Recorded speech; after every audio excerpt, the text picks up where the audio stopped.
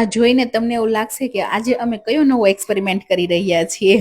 Yes, કેમ કે કોઈ પણ વસ્તુ જો બાળકોને શીખવાડવી હોય તો પ્રેક્ટિકલી જો કરાવીએ તો જ આપણને એની ઇફેક્ટ મળે યા તો રિઝલ્ટ મળે. તો આજે મેં બે એવા બાળકોની પેર બનાવી કે જે એકાબીજાને પસંદ નથી કરતા, કે જે એને એકાબીજા સાથે બનતું નથી. તો આજે હોલ ડે એ લોકોને આવી રીતના પેરઅપમાં રહી અને આખું વર્ક કરવાનું હતું. કોઈ પણ વર્ક હોય તો એ લોકોને એમની સાથે મેનેજ કરવાનું હતું કે જેથી એ લોકો એમની સાથે એનો જે બોન્ડ જે છે તે સ્ટ્રોંગ બને. And second most important thing મારે એ લોકોને એ શીખવાડવું હતું કે લાઈફમાં હરેક કન્ડિશન સેમ ના હોય. ક્યારેક એવા લોકો સાથે પણ આપણે વર્ક કરવું પડે કે જેને આપણે પસંદ નથી કરતા.